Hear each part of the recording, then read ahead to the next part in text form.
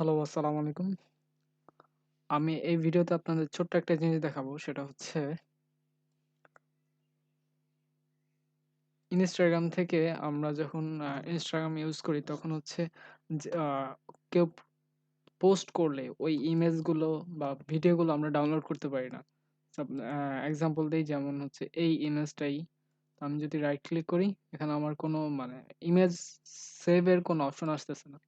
তো Instagram থেকে কিভাবে হচ্ছে আমি একটা ফটো বা ইমেজ ডাউনলোড করব সেই মানে ওই জিনিসটা হচ্ছে আমি দেখাবো। আর এটার সাথে আরেকটা জিনিস থাকবে সেটা হচ্ছে ধরেন আমি এই প্রোফাইলটাতে গেলাম। এই প্রোফাইলটাতে টোটাল পোস্ট আছে হচ্ছে ৬১১ টা।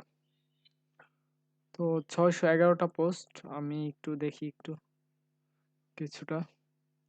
তো আমি সবগুলো ইমেজ এই জায়গায় যত ইমেজ আছে মানে এই পেজে সবগুলো ইমেজ আলাদা, আলাদাভাবে ডাউনলোড না করে একসাথে ডাউনলোড করব। একসাথে ডাউনলোড করব কিভাবে? সেটা হচ্ছে আমি একটা এক্সটেনশন ইউজ করব। এই এক্সটেনশনটা টোটালি ফ্রি। তো এক্সটেনশনটার নাম হচ্ছে ডাউনলোড অল ইমেজ। আমরা যদি এটা Google এ সার্চ দেই, ডাউনলোড অল ইমেজ ১ম এ যেই এক্সটেনশনটা আসতেছে Google Chrome এর সেটাই হচ্ছে ডাউনলোড অল ইমেজ। তো এটা অলরেডি আমার এড করা আছে। তো আপনারা চাইলে এড করে নিবেন। প্লাস আপনারা হচ্ছে যখন হচ্ছে এটা পিন করবেন, পিন করলে হচ্ছে এই যে এখানে চলে আসবে। এরপর আমি যেই প্রোফাইল থেকে ইমেজগুলো ডাউনলোড করব, আমি সব ইমেজগুলো একসাথে ডাউনলোড করব। তো এই প্রোফাইলে গিয়ে যেমন হচ্ছে আমি এই প্রোফাইলে গিয়ে কি করব? আমি এই জিপ যে লেখাটা এই এক্সটেনশনটা ক্লিক করব এখানে। তো এইটা আমি ওয়েট করলে ওরা একটা দিচ্ছে, টাইমার দিচ্ছে। তো কয়েক সেকেন্ডের ভিতরে হচ্ছে আমার একটা জিপ ফাইল ডাউনলোড হয়ে গেছে। তো আমি এখন এটা দেখি যে এটার ভিতরে কি আছে। তো দেখতে পাচ্ছি যে অনেকগুলা ইমেজ প্লাস হচ্ছে এস এসডিজি ফাইল আছে। তো আমি এটা কি করব? এটা হচ্ছে এক্সট্রাক্ট করব। হুম, এক্সট্রাক্ট টু আমি এটা কোথায় রাখবো? জি ড্রাইভে।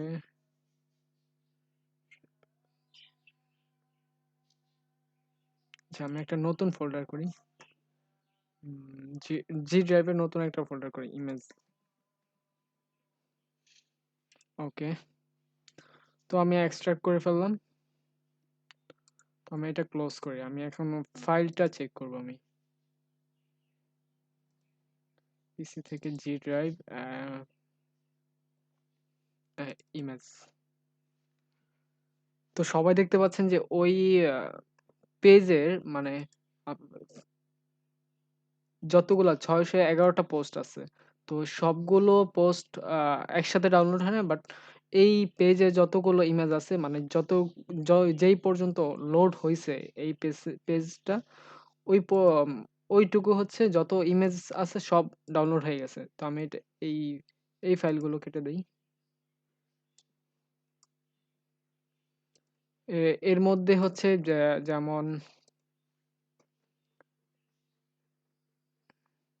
এই পেজে এই প্রোফাইল পিক আছে, তারপর হচ্ছে এই আইকন আছে, তারপর হচ্ছে আমার ইভেন আমার প্রোফাইল আমার অ্যাকাউন্টের যে প্রোফাইল পিক এই পিকটাও হচ্ছে সেভ হয়ে গেছে। এই দেখেন এই যে এটা তারপর হচ্ছে আইকন এগুলা সেভ হইছে। এই যে এটা হচ্ছে ওই অ্যাকাউন্টের প্রোফাইল পিক। ওকে আর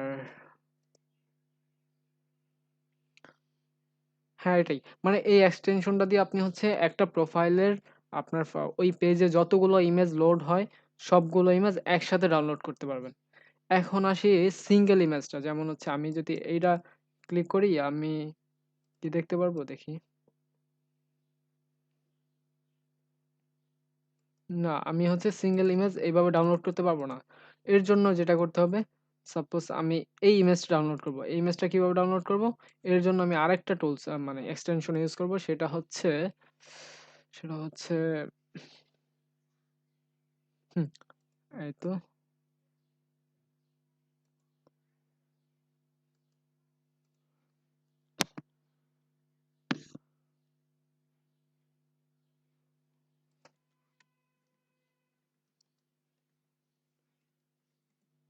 এই এক্সটেনশনটার নাম হচ্ছে হোভার জুম প্লাস। ওকে, হোভার জুম প্লাস আমি ওকে, এটা আমার অ্যাড করা আছে অলরেডি। তো এই এক্সটেনশনটা যখন আমি অ্যাড করা থাকবে আমার ব্রাউজারে, তখন হচ্ছে আমি যেই ইমেজের উপর রাইট মানে মাউসের কার্সারটা রাখবো, ওই ইমেজটা মানে বড় হয়ে যাবে। দেখেন আমি যেটার মধ্যেই রাখি ওইটাই, ওটা বড় হয়ে যায়। ইভেন এইচডি প্রোফাইল মানে লো কোয়ালিটি মানে ইমেজ না, এটা এইচডি। তো আমি তো যখন হচ্ছে বড় হবে তখন শুধু আপনি এস ক্লিক করবেন, এস কিবোর্ডের এস বাটন ক্লিক করলেই তখন হচ্ছে এই ইমেজটা অটোমেটিক ডাউনলোড হয়ে যাবে। তো আমি যখন যদি ইমেজটা ওপেন করি তাহলে দেখা যাবে যে ইমেজটা যেইরকম ছিল ওইরকম একবারে ফুল এইচডি ইমেজ ডাউনলোড হয়েছে। তো আমি এখান থেকে যে কোনো ফটো করতে পারবো। তো এই ভিডিওতে এইটাই দেখানোর ছিল আমার। তো ধন্যবাদ, সবাই ভালো থাকবেন।